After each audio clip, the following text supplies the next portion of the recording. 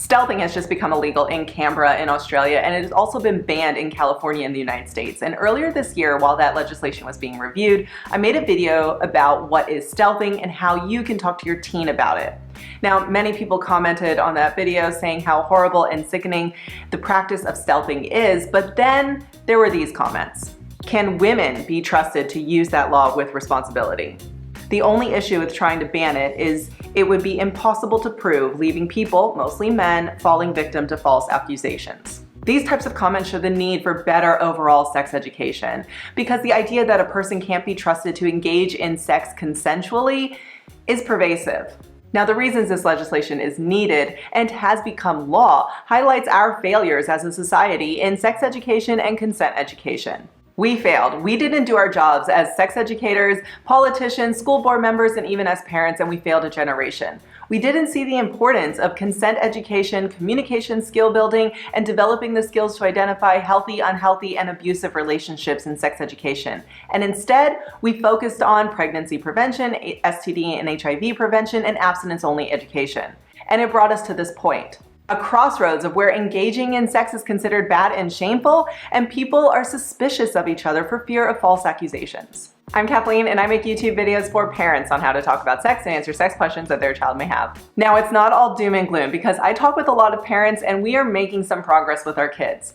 Millennial parents are more accepting of their LGBTQ child than the previous generations. We are using medically accurate terms for the genitals, and we know that the sex talk is not a one-time talk. We are establishing bodily autonomy with our kids and using consent language and modeling consent language in the home, and at the same time, we're teaching our parents how to use consent language as well. So explaining to our high school age kid what is stealthing and why it's considered sexual assault is the easy part of this conversation. How do we go about prepping our child in the primary, intermediate, and middle school age years in order to have this conversation? You might be thinking here, okay, well, that video was quite short. She just breezed through all this information. And yeah, I did. Because parents, by the time your child reaches the high school age, you've already covered the big stuff. So let's talk about the big stuff. Now, of course, this does not mean that you're going to define stealthing to your primary age child. What I'm talking about here is the layering of information at each age group so that you will easily be able to discuss stealthing once they reach the high school age. These are just a few of the topics that will need to be covered as a part of the foundation to being able to discuss what is stealthing in the high school age. Identifying aspects within a relationship is an important skill for all. Sometimes it can be difficult for us to explain or model what a healthy relationship looks like if we ourselves are not in the healthiest of relationships. But in the primary age, you can use friendships in order to point out relationship behaviors. For example, if your child is always choosing the game to play with their friend, it is important to remind them that it's kind to ask their friend what game they want to play, and to take turns in playing games that both people want to play. And also, it's never okay to force somebody to play a game after they've said no. And as your child gets into the intermediate and middle school years, you can start identifying the behaviors as healthy, unhealthy, and abusive. We've been teaching our child to communicate since the day they were born, teaching them baby sign language, reading books to them, and modeling behavior. And of course, this continues into the intermediate and middle school years. Now, just a reminder, your child's brain doesn't finish developing until they are around the age of 25, so being repetitive isn't a bad thing. A simple way to help your child strengthen their communication skills as it pertains to relationship building is to utilize the feelings wheel by Dr. Gloria Wilcox. The core of the wheel has 7 simple emotions, and then the feelings of those emotions becomes more descriptive as you move towards the outer wheel. And parents acknowledge and validate their feelings and emotions, letting them know that it's okay to feel sad, angry, frustrated, and happy. Letting them know that it's okay to express their emotions and feelings, and that they should never feel fearful to share how they feel with their loved ones. Helping your child to identify their emotion and express their emotion to you and to others is a key communication skill for any relationship. Engaging in sex, whether it's vaginal, anal, or oral, means that there can be both positive and negative consequences.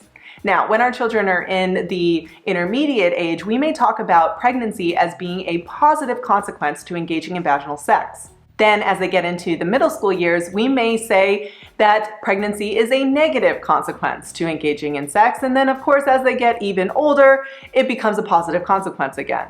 You know what I mean.